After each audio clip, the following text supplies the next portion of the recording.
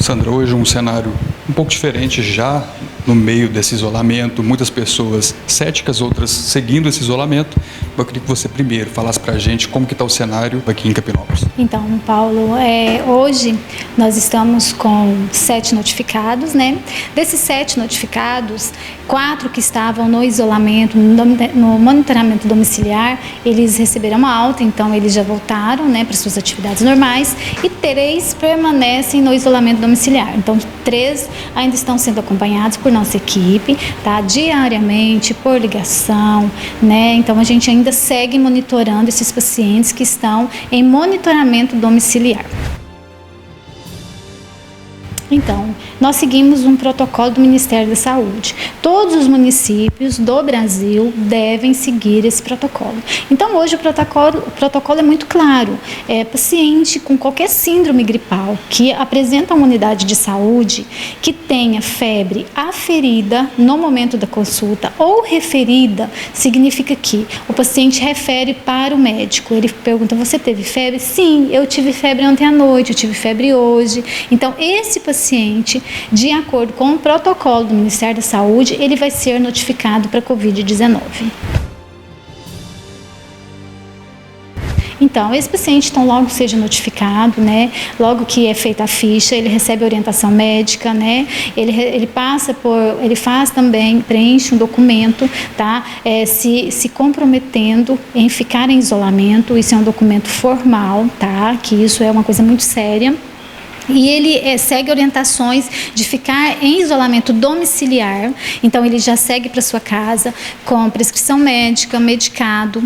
E lá ele tem que ficar nesse monitoramento por 14 dias. Não somente ele, como todos os contatos da sua casa.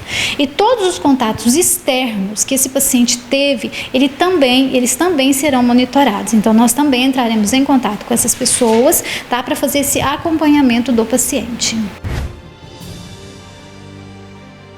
Que chegando com uma síndrome gripal acompanhado de febre, aferida no momento ou referida pelo próprio paciente, ele será notificado e entrará no dado de como paciente suspeito para Covid-19, para o coronavírus, tá? Então, isso é protocolo. Nós temos por obrigação, seguimos um protocolo do Ministério da Saúde. Então, paciente que chega apenas com uma tosse, com um espirro, com o nariz escorrendo, ele não vai ser notificado. E também o Paulo tem que deixar muito bem claro que os profissionais, eles também são capacitados para fazerem diagnóstico diferencial. O que é um diagnóstico diferencial?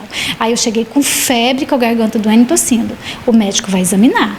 Então, esse paciente, se eu tiver com amigdalite, ele já vai ser excluído, porque tem o protocolo de Covid que se enquadra alguns sintomas, mas também tem as outras doenças. Nós temos dengue, nós temos uma série de doenças que também podem ser confundidos com Covid-19. Mas os médicos, eles estão aptos para fazer esse diagnóstico diferencial. No entanto, você percebe que a nossa cidade, ela está com um número de notificações bem abaixo da realidade da nossa região, né? Então, os médicos, eles realmente estão fazendo o diagnóstico diferencial. Então, hoje o município ainda não tem kits para fazer essa coleta. Hoje nós contamos única e exclusivamente com os kits do Estado que ficam de posse do Regional de Saúde, e quem define critérios para a coleta é o Regional de Saúde, tá? Então, hoje não é todo paciente que é notificado com Covid-19 que vai realizar os testes. Então, tem critério para isso, né? Então, digamos aí que um paciente que tem comorbidade, que chega com um sintoma mais grave, então ele chega com falta de ar, ele chega com um quadro clínico mais grave, esse será coletado. Agora, como a gente falou que a gente segue um protocolo e que esse protocolo é para pacientes que referem a síndrome gripal seguidos de febre, nem todos serão coletados. Apenas para pacientes graves, pacientes hospitalizados, pacientes com comorbidade, idosos, gestantes e crianças. para que, se porventura ele realmente estiver contaminado com Covid, lá ele vai passar 14 dias sem menor risco de contaminar outras pessoas. Por isso que é muito, muito importante esse isolamento e esse monitoramento, tá? Então, o paciente que foi notificado como suspeito, ele é encaminhado para casa, chegando lá ele vai ficar 14 dias afastado de toda a sociedade, de toda a comunidade, para que, se ele porventura estiver contaminado, ele não vai passar isso para ninguém. Então, só ressaltando, mesmo que se o paciente estiver contaminado, ele ficou em quarentena ali os 14 dias, né? Ele também não vai mais transmitir o vírus depois desses 14 dias. Não vai mais, tá? Ele vai ser curado e não vai mais passar a doença. Tá, mas a gente observa que hoje, principalmente em Capinópolis, há focos de aglomeração constantes, né, e grandes. Infelizmente, né, Paulo? Infelizmente as pessoas não tomaram conta do que realmente está acontecendo no país, né? Então hoje a gente começa a ver óbitos de profissionais de saúde, isso em grandes centros, tá? A gente sabe que os grandes centros vão sofrer muito mais, que nossa região, ele vai chegar, mas ele vai demorar, a gente não sabe com qual intensidade que isso vai chegar, mas as pessoas realmente elas só vão tomar atitude e ficar realmente preocupadas quando esses pacientes surgirem com nomes, né? A filha da vizinha, a namorada do sobrinho, né, a tia da minha tia. Então aí sim eles vão falar, opa, realmente é muito sério. A gente também tem um problema grande, que são as notícias falsas que acabam circulando aí nos aplicativos de mensagem, que circulam com uma velocidade muito grande. Exatamente, isso também é um grande entrave para a gente, né? A gente, esses fakes atrapalham a nossa vida, né? A gente tem que realmente ficar desmentindo, às vezes isso causa um tumulto muito grande para a gente, para o nosso trabalho.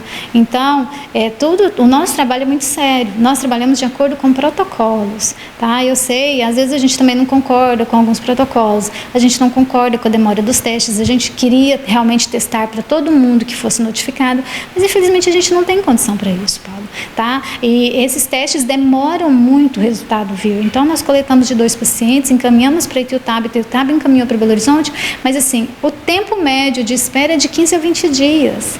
Então, a gente não sabe. Agora, nós fizemos uma compra de testes rápidos, era para ter chegado a semana passada, não chegou ainda, mas provavelmente essa semana chega, porque realmente está muito tumultuado, então a gente já entrou em contato com o fornecedor, ele falou, olha, a gente está chegando, então, né, vai chegar. Mas nós compramos 500 testes.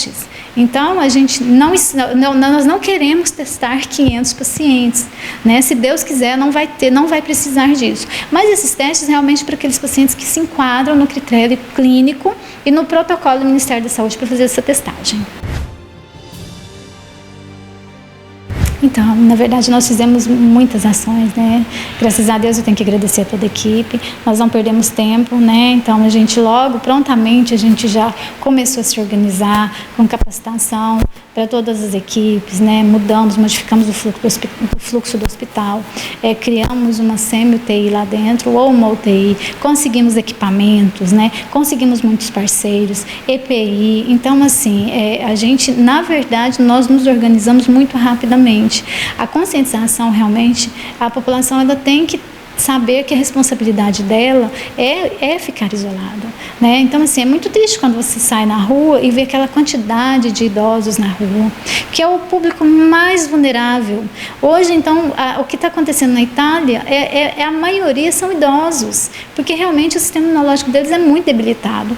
Então, nós não gostaríamos que isso acontecesse em Capinópolis, mas, infelizmente, essas aglomerações, esse tanto de idoso na rua nos preocupa muito. E aí, a gente fica assim, nossa, tanto que a gente está trabalhando, né, para tentar dar a maior segurança possível para a população, e a população realmente não está conseguindo enxergar que um problema é um problema muito sério, né? Prova disso é a nossa barreira sanitária. Nossa barreira sanitária, a gente está aí fazendo um trabalho, já tem mais de uma semana, né? Os meninos estão trabalhando de segunda a segunda, das 6 da manhã à meia-noite, alternando turno, e aquela dificuldade, né? A maioria são funcionários da saúde, é desgastante, isso tudo para proteger a população. Mas não adianta a gente ir para a rua, ficar debaixo de sol, debaixo de chuva, se a população não faz o papel dela. Então, não existe melhor remédio, não existe remédio ainda contra o Covid, a não ser o isolamento. O isolamento é o remédio que nós temos hoje contra o Covid, né? Então, algumas falas de alguns governantes, né, nos deixam muito apreensivos, porque realmente colocam em xeque-mate todo o nosso trabalho. Capinópolis hoje é um dos municípios mais preparados aqui da região. Exatamente, né? Isso é muito, a gente fica muito feliz, né, de saber, né, de tudo que a gente conseguiu através dos nossos parceiros, né, todos sérios e realmente envolvidos na questão de saúde para a população de Capinópolis. Então isso nos deixa muito felizes, muito mais tranquilos, né? Então hoje a gente sabe que se acontecer alguma coisa, um paciente vir a agravar, né, se aparecer um paciente grave e evoluir, né, rapidamente, a gente tem hoje suporte para manter a vida desse paciente, tá? Então assim, são ações realmente que a gente tem que agradecer todo mundo que participou realmente da construção de um sistema forte e principalmente para um município pequeno como o nosso. Então a gente realmente é exemplo.